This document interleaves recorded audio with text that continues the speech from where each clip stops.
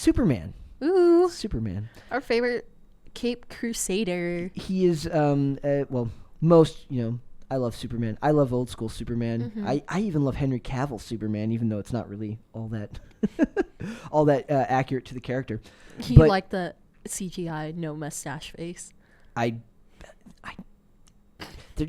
can't believe that. Think about this. We're that's an industry where he had the reason. Do you know the story behind why they had to do that? Didn't he have a role before? He was playing the bad guy in the new Mission Impossible movie at that time that required him to keep that mustache grown and perfect. Yeah. Right? So they couldn't shave it off. And when I watched that scene back, because I put on the Justice League, I was complaining to you. I was like, no. I am a fan of Snyder. Come at me, bro. Snyder, okay. I like how Snyder makes movies because Ben Shapiro points it out too. Snyder, when he makes movies, especially comic book movies, he makes it exactly how you would read a comic book. And that's what I like about his movies, even though the Sucker Punch movie was really bad. Whereas I liked Sucker Punch. I didn't like it. It confused me a little bit too much. I liked it. One thing about that I like about Zack Snyder movies, and we'll get into Superman in a minute here, is I like that they're very much, they commit to the bit, right? Marvel has and we talk about Marvel all the time. We're going to talk about Marvel today. Yeah. But Marvel has this wink and nod type approach to these movies. Like we were talking about Hawkeye, and we're going to get into Hawkeye later because I'm still making you watch it. But the whole thing with the musical, that's wink and nod humor. Yeah. And the Snyder movies, for all their faults, don't do that. They're very, very, they're very serious. You're supposed to live in that world. Does it always make perfect sense? Not really. Is it a little bit?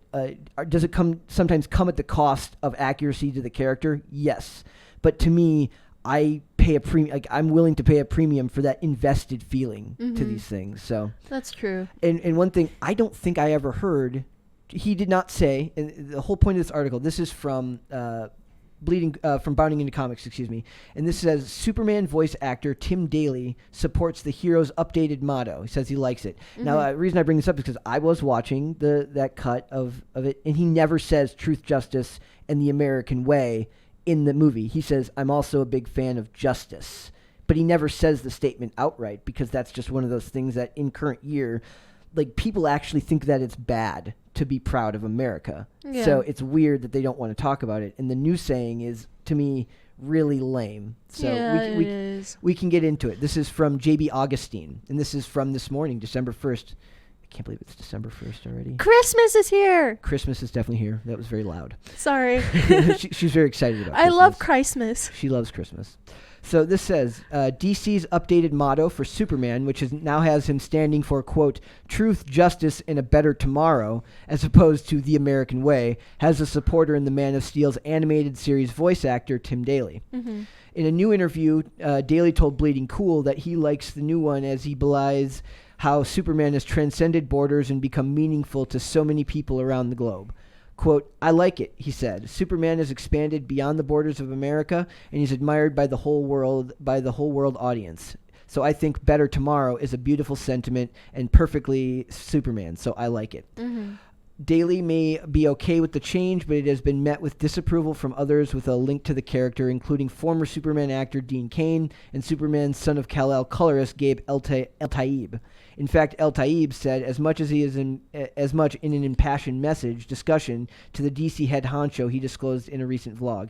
That was him talking to Jim Lee. He had a text back and forth with Jim Lee when he quit DC. Now, he didn't share Jim Lee's responses, but he talks a lot about what he said about these things. I think he was just being polite because most likely the conversation wasn't all that amicable. Yeah. And he was being professional, not sharing what Lee said.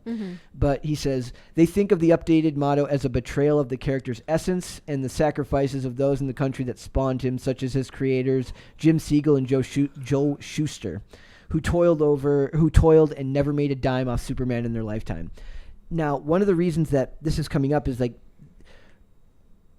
Ethan Van Sciver talks about how this is business. Yeah. They're changing Superman, and one of the reasons that they want Jonathan Kent as Superman is that they don't want to pay out on because every couple of years these enter back in the courts as these families of these artists try to make get their fair share of what their ancestors, what their elders, their family members did to create these billion-dollar movie franchises. Now the comics are almost incidental to what these characters are worth, right? Yeah. As much as money as those comics may make, it's a drop in the bucket to the movies. Yep. So they're not doing it cynically they believe they're not changing it because they actually think that it's cool that Superman transcends America. They're doing it purely for financial reasons. That's true. So I don't know if, like I said, that's speculation.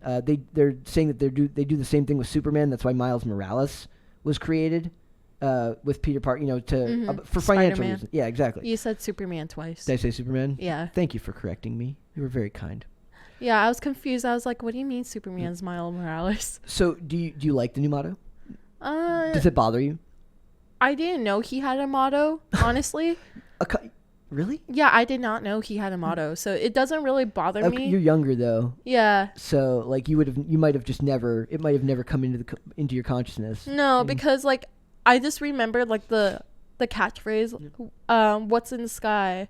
Is it a bird? Is it a plane? It's Superman." Yeah. That's all I remember. I didn't know he had a motto until you brought it up to me, and I was like, "Oh." And I'm almost more of a normie than you are in a lot of ways with these things. Like I quit reading comics the industry just breaks my heart too much. Like I follow it like I follow professional wrestling, which is I listen to podcasts and I listen to people talk about it. I don't have the heart anymore to follow it because of the way these industries have gone. Yeah, for sure. So no, I feel the same way because I used to follow anime and K-pop like really closely, but then like I couldn't stand it anymore because it's the same problem with Hollywood. They're running out of ideas, so everything becomes redundant. Yep. So like I gave it a rest, and then I try to get back into it. I can't stand it.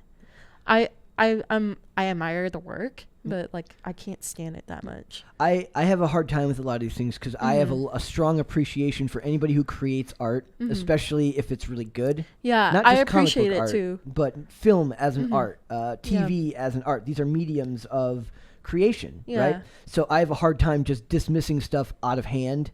But when they, when the artists are antagonistic towards fans and the companies seem like they don't give a crap about the people that bought these properties for years and turned them into financially viable products, I have a hard time staying emotionally invested in the product. I'm more interested in how things are going in the business side of it, which that's sucks. how I feel about like how Netflix like did a live action for Death Note. I was very upset about it because I was like, dude, you changed a character. Like Light was this character that had a god complex, and because like you can see how he progressed all the way to it, but in their live action they didn't do that. Like the girl that he was dating, I forgot who his girlfriend was, but in the anime she's like more like, love me, I'll do anything for you. But then in the live action she's like actually the main antagonist, and she's like, if you love me, do it. Kill them.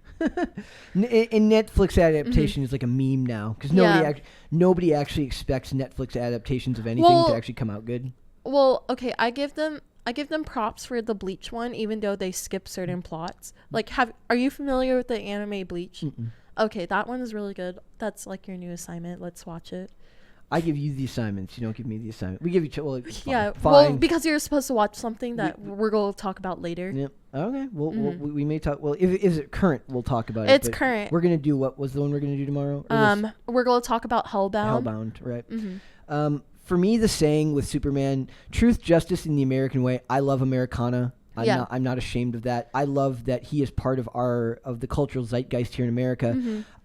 Truth, justice, in a better tomorrow just sounds like that sounds really a Fortune lame. 500. It sounds like a product being sold. You know what? It sounds like an insurance company. It kind of sounds like how the Boy Scouts are. Like it sounds like a Boy Scout slogan. Yeah, it doesn't. Well, they literally call Superman a Boy Scout, so maybe that's dead on. Then maybe it was on the nose and we don't get it. They just proved us wrong. Like I disagree, but maybe I'm open to being corrected. I guess, right? Yeah. So, yeah, I wish they would have kept it Truth, Justice, in the American way, but that's selfishly me. I won't hate on them too much unless the Well, products turn out bad. but- Maybe in their mind it makes more sense if you had their rivals Marvel, like Captain America, say that as his slogan. Yeah, I mean, Truth, maybe. justice, and the American way, and he's Captain America. That's so on the nose, though. Mm-hmm. Like that's like the goal is to not insult your audience. The goal is not to spoon feed everything to you. The goal is to make it part of it's part of Captain America's it's part of Superman's character that he is from Middle America. That's so true. it doesn't need to be in his name for it to be important. Mm-hmm. So That's true. yeah.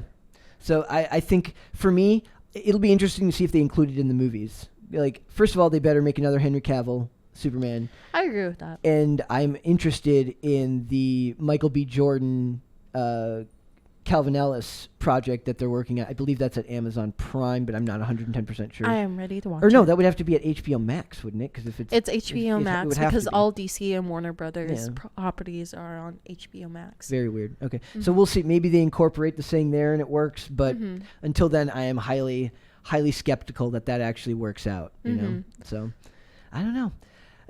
More news about casting, because we've got 2 casting notices today. You love talking about this stuff. Yeah, because it's so funny, like who they choose for casting. Because yesterday we did like poke fun at like who should be the next James Bond, and I said Jason Momoa. Yep. We're not doing Jason Momoa as James Bond, guys. Oh.